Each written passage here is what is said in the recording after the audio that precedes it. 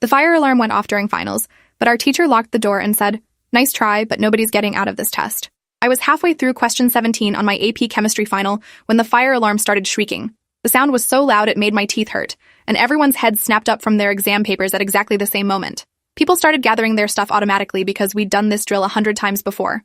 The protocol was simple. Leave everything except your phone and wallet, line up at the door, walk to the designated assembly area outside. Mrs. Garrison stood up from her desk at the front of the room and held up both hands like she was stopping traffic. She didn't head toward the door or reach for her emergency folder. Instead, she walked over and turned the deadbolt lock with this deliberate click that echoed even over the alarm. "Nice try, but nobody's getting out of this test," she said, her voice cutting through the noise. "Return to your seats immediately. You have 43 minutes remaining." I looked around at the other 26 students in the room, and everyone had the same confused expression. My friend Daniela, who sat 2 rows over, mouthed, "What the hell?" at me while pointing at the door. The alarm kept screaming, and Mrs. Garrison walked back to her desk like nothing unusual was happening. She sat down and started grading papers from another class, completely ignoring the sound that was making it impossible to think. A kid named Isaiah stood up near the back and said he was pretty sure we had to evacuate during fire alarms. Mrs. Garrison didn't even look up from her grading. Every single year, some student thinks they're clever and pulls the alarm during finals week. Last year, it was during the AP biology exam, and the year before that, it was during pre-calculus. I've been teaching for 19 years, and I'm not falling for it anymore. You all stay right here and finish your tests. The alarm continued for another 30 seconds before cutting off abruptly, leaving this ringing silence in the room. But even without the noise, nobody moved to start working again. We were all just sitting there looking at each other and at the locked door and at Mrs. Garrison, who was acting like this was completely normal. I could see smoke coming under the door from the hallway. Just a thin gray line at first, barely visible against the tile floor. I thought maybe I was imagining it because my eyes were tired from staring at chemistry equations for an hour. But then Daniela stood up and pointed at it. And once she did, everyone could see it. The smoke was getting thicker, turning from gray to darker gray, creeping across the floor like fog. "Mrs. Garrison," Daniela said, her voice getting higher. "There's smoke. We need to leave right now." Mrs. Garrison finally looked up from her papers, squinting at the door like she needed glasses but refused to admit it. She stood and walked over, bending down to look at the smoke, then straightened up and waved her hand dismissively. "It's probably from someone vaping in the bathroom. You know how the ventilation system pulls air through the hallways. Everyone sit down and get back to work. You're wasting precious test time with this nonsense." But the smoke kept coming, and now I could smell something burning. Not like paper or wood, but something chemical and sharp that made my throat feel tight. Isaiah walked toward the door despite Mrs. Garrison's order, and 3 other students followed him. They tried the handle, but it didn't budge because she'd locked it. Isaiah turned around and said they needed the key, and Mrs. Garrison crossed her arms and shook her head. "You'll get the key when the test time is up, not 1 second before. I'm not going to let you all cheat by looking up answers on your phones during a fake fire drill. Now sit down." That's when the second alarm started, except this one was different. It wasn't the fire alarm with its steady wailing. This was the lockdown alarm, the one that meant active threat, the one we drilled for after the shooting at the school 3 counties over last fall. The sound was this pulsing tone that made my whole body tense up, and a recorded voice came over the intercom saying, "Lockdown initiated. This is not a drill. All teachers secure your classrooms immediately." Everyone started talking at once, voices overlapping in confusion and fear. Half the class stood up and moved toward the windows, which were those old-fashioned kind that actually opened. Mrs. Garrison's face went from annoyed to confused for just a second, but then she set her jaw and said louder, "Everyone in your seats now. I don't care what the intercom says. This is clearly students coordinating to disrupt finals. Sit down or you'll receive a 0 on this exam."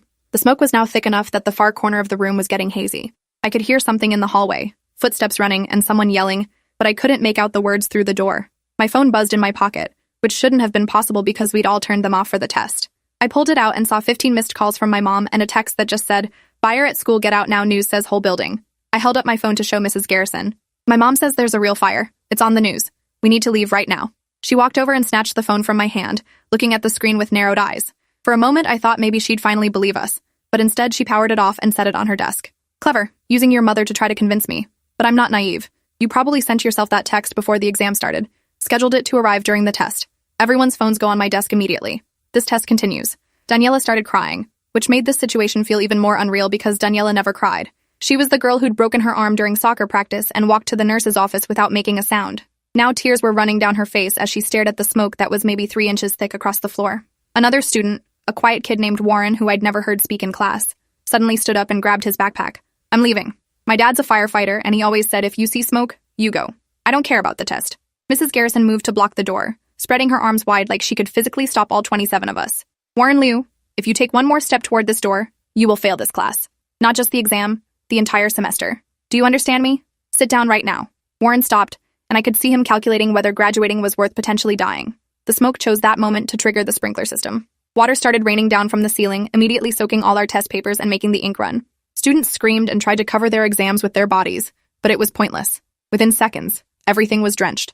Mrs. Garrison looked up at the sprinklers with this expression of betrayal, like they'd personally attacked her. She grabbed the emergency towel from her desk drawer and tried to dry off her gradebook, but it was already ruined. The water was cold, and the pressure was intense, like standing under a shower set to maximum. My clothes were plastered to my body, and my test paper had turned into a soggy mess that was disintegrating under my pencil. Through the windows, I could now see actual flames. Not in our room, but in the building across the courtyard. The science wing was on fire, with orange flames visible through third-floor windows and black smoke pouring out. The courtyard below was full of students who'd evacuated, all standing behind yellow tape that security must have put up. We could see them pointing up at our window, and some were holding phones up recording. Mrs. Garrison finally looked out the window, and her face went pale. The fire across the courtyard was growing, spreading from one window to the next, and we could hear glass breaking even through our closed windows. She stood there frozen for maybe 5 seconds, just staring at the flames.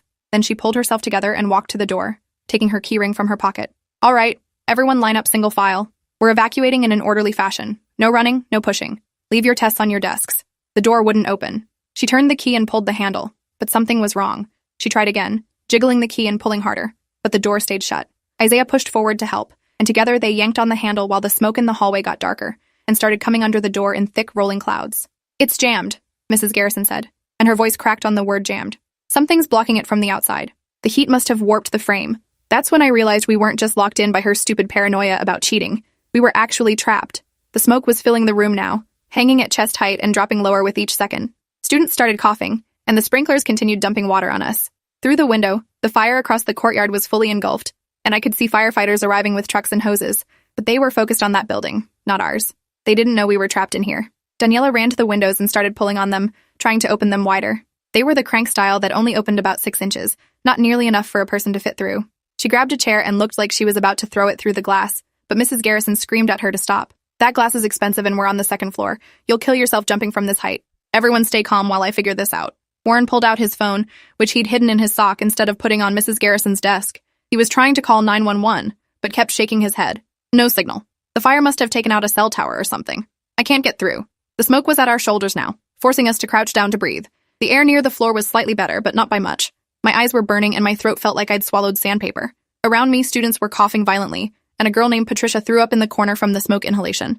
Mrs. Garrison was on her hands and knees at the door, still trying to force it open. She'd grabbed a fire extinguisher from the wall and was using it like a battering ram, slamming it against the door frame over and over. But the door was solid wood and the frame wasn't budging. I could see tears mixing with the sprinkler water on her face, and she kept saying, "I'm sorry, I'm so sorry," between hits. Isaiah and 3 other guys joined her, all of them throwing their weight against the door. They counted down together and hit it simultaneously, and I heard something crack. Not the door, but the wall next to it. The drywall had split from the impact, creating a small hole about the size of a baseball. Warren immediately started kicking at the hole, making it bigger. The drywall crumbled more easily than the door, and within a minute they'd created an opening large enough to see into the hallway. Smoke poured through the hole, thick and black, and through it I could see flames. The hallway was on fire. Not just smoke anymore, but actual flames running along the ceiling and down the walls. The lockers were glowing red from the heat, and I could see melted plastic dripping from the ceiling tiles. The door wasn't jammed because of warped wood. It was jammed because the hallway was completely impassable. Mrs. Garrison pulled back from the hole, her face covered in soot and her eyes wide. She looked at all of us crouched on the floor, soaking wet from the sprinklers, breathing smoke, and I saw the exact moment she realized what she'd done. She'd locked us in here during a real emergency. Her paranoia about test cheating had trapped us in a room that was filling with smoke while fire raged in the hallway outside. There was no way out through the door. The windows were too small. We were on the 2nd floor, too high to jump safely, and the firefighters outside were focused on the other building. Nobody knew we were here. Daniela stood up despite the smoke and faced Mrs. Garrison directly. "This is your fault. You did this. If we die in here, it's because you locked that door." Mrs. Garrison's mouth opened and closed, but no words came out.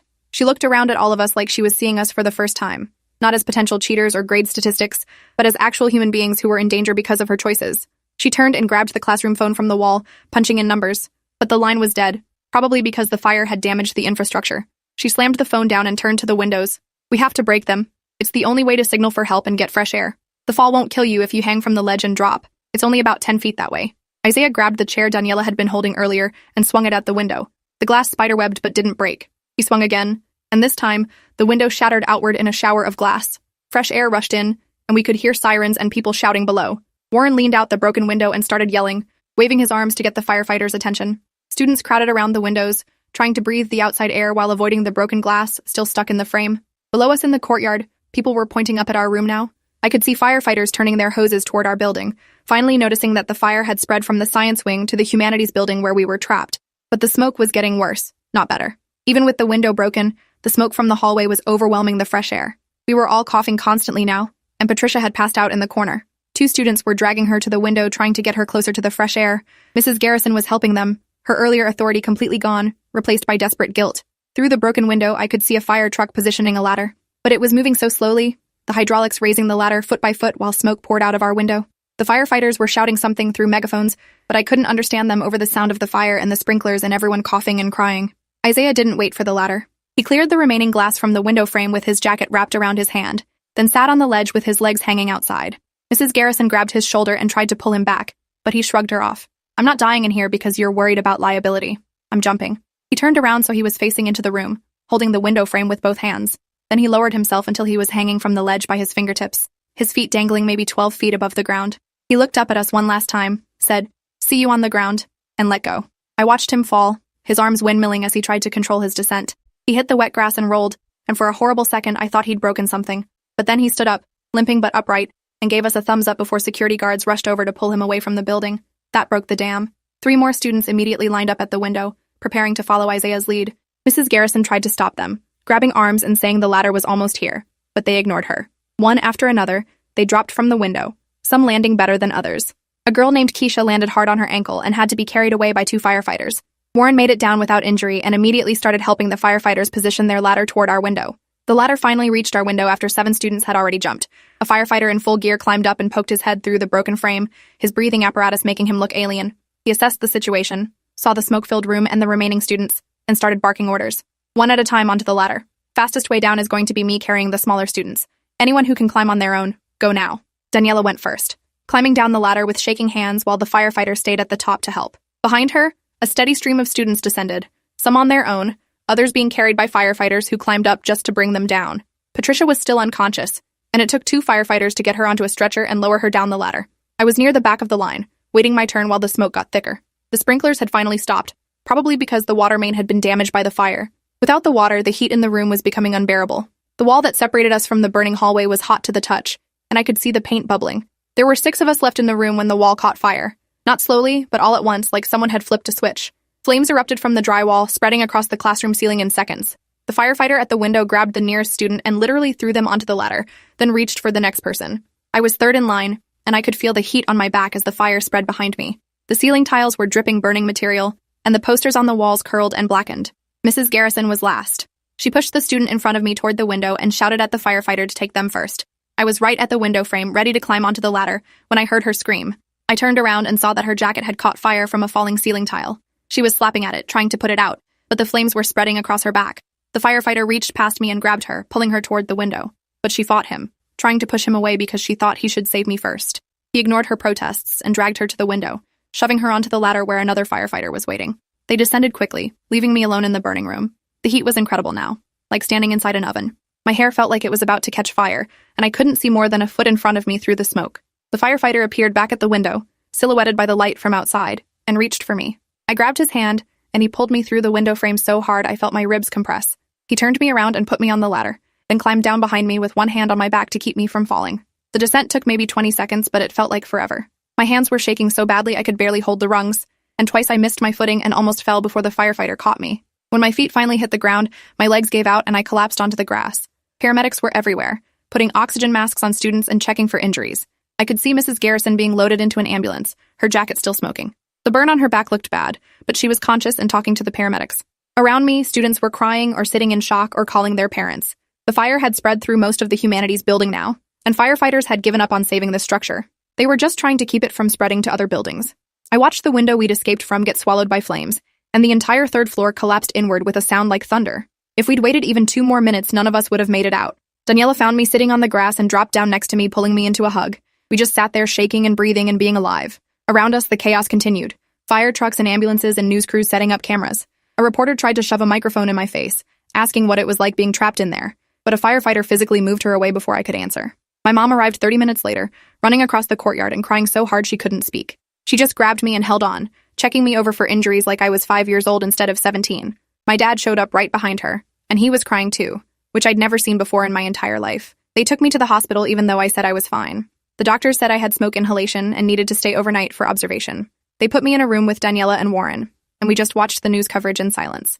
The fire had started in a chemistry lab where a student was working on an experiment without supervision. A reaction had gone wrong, causing an explosion that ignited chemicals and quickly spread to the rest of the science wing. The fire department estimated that the flames had spread to the humanities building within 6 minutes of the initial explosion. They showed aerial footage of the damage, and I counted 5 buildings that had been partially or completely destroyed.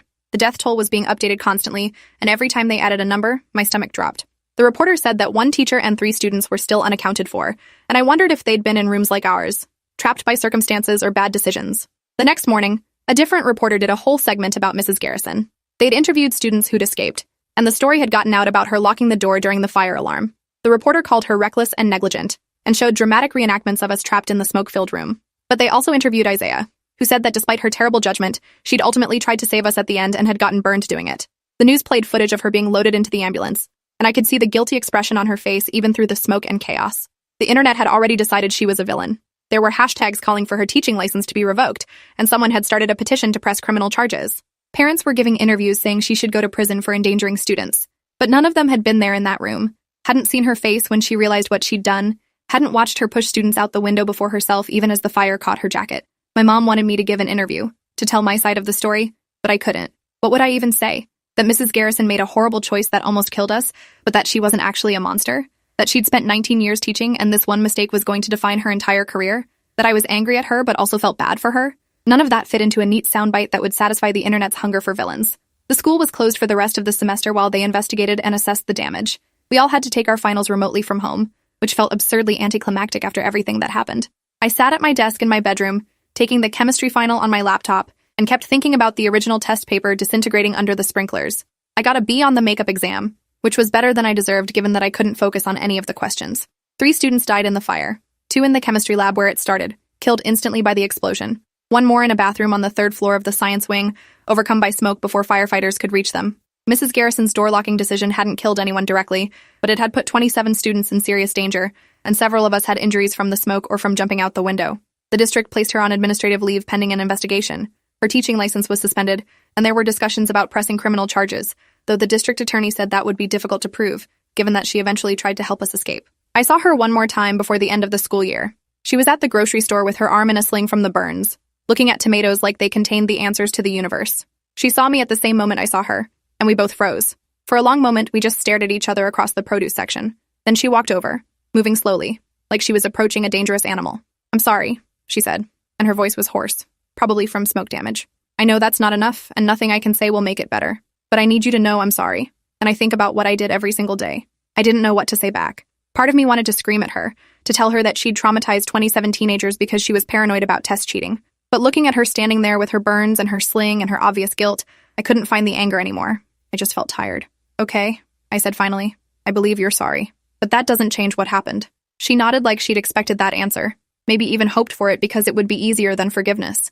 We stood there for another awkward moment before she turned and walked away, leaving her shopping cart behind.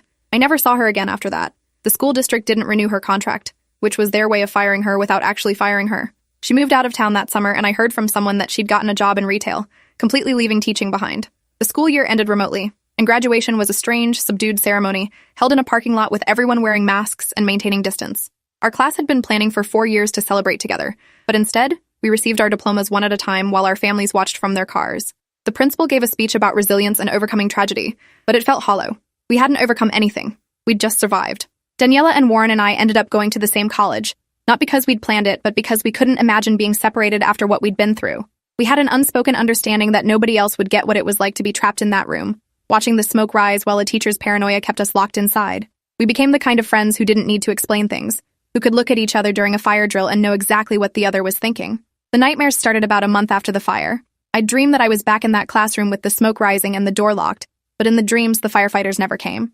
I'd wake up gasping, my chest tight, convinced I could smell smoke even though my dorm room was perfectly safe. My roommate freshman year was understanding at first, but after the 3rd time I woke him up screaming, he requested a room change.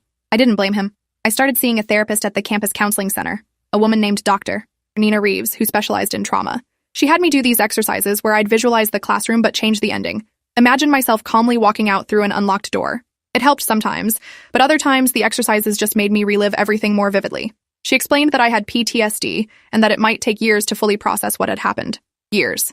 The idea that I'd be dealing with this for years made me want to give up therapy entirely, but I kept going because the alternative was letting the fire define the rest of my life, and I refused to give it that power. By sophomore year, the nightmares had decreased to maybe once a month instead of every week. I could sit through fire drills without panicking, though I always made sure I was near an exit and knew exactly how to get out. I started taking education classes because I'd decided I wanted to be a teacher, specifically a chemistry teacher. Dr. Reeves said this was my way of reclaiming the narrative, of taking something traumatic and turning it into purpose. Maybe she was right. Or maybe I just wanted to prove that teachers could make better choices than Mrs. Garrison had made. The summer after my junior year, I did a teaching internship at a high school summer program. On my first day, the fire alarm went off during a lab session. It was just a drill, but my body didn't know that. My heart rate spiked and my hands started shaking, and for a moment I couldn't move. But then I looked at the 15 students staring at me, waiting to see what I'd do.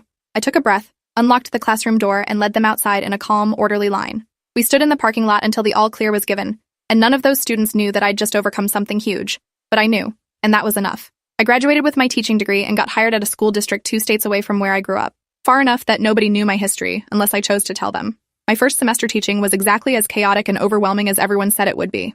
I had 130 students across 5 classes, and I spent every evening grading papers and planning lessons and wondering if I was doing anything right. But during fire drills, I was always the teacher who got my students out the fastest. I never, not even once, considered that an alarm might be fake or treated safety protocols like they were inconvenient. My students probably thought I was paranoid, the way I practiced evacuation routes and made them memorize emergency procedures.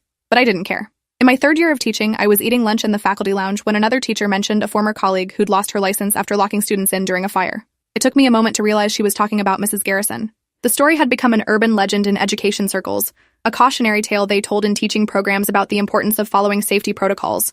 But in the retelling, Mrs. Garrison had become a monster, someone who'd deliberately tried to harm students. The nuance was gone. Nobody mentioned that she'd been paranoid about cheating, or that she'd eventually tried to save us, or that she'd gotten burned in the process. She was just the villain in a story about what not to do. I wanted to correct the story, to add the context, but I didn't, because the truth was complicated and people didn't want complicated. They wanted clear heroes and villains, obvious lessons and tidy endings, and Mrs. Garrison's story didn't fit that template. After 15 years of teaching, I still think about that day in the locked classroom. I think about it every time there's a fire drill, every time I see smoke, every time a student tries to convince me of something that sounds too convenient to be true. I think about Mrs. Garrison and wonder what happened to her, whether she ever forgave herself for what she did. I think about Isaiah hanging from the window ledge, and Daniela breaking down crying, and Patricia unconscious in the corner. I think about the 3 students who died in rooms where teachers had followed the rules and evacuated properly, and I wonder about the randomness of survival.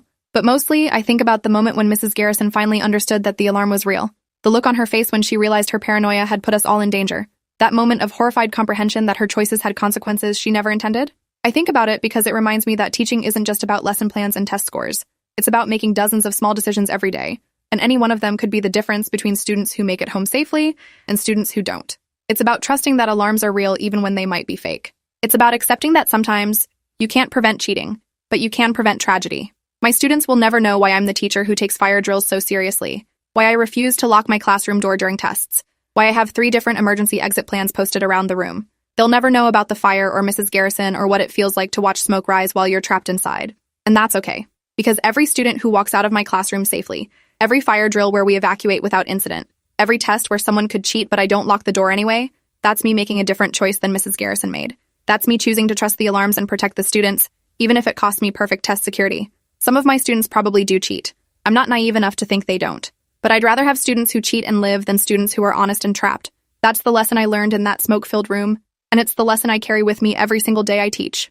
The fire alarm goes off during my finals now, and I don't hesitate. I unlock the door, I lead my students outside, and I count heads to make sure everyone made it. And if it turns out to be a false alarm pulled by a student trying to avoid a test, well, that's a problem I can solve later. Because the alternative, the locked door and the rising smoke and the trapped students, that's not a problem anyone should ever have to solve. Standing outside during drills, watching my students joke around and complain about the interruption, I sometimes catch myself looking at the windows of our classroom. 2nd floor, too high to jump safely, with windows that only crank open 6 inches. And I think about how different choices, made in a single moment of paranoia and pride, can mean the difference between students who graduate and students who become statistics. If you enjoyed this, you'll definitely want to see the next ones too. So subscribe now and let me know your take in the comments.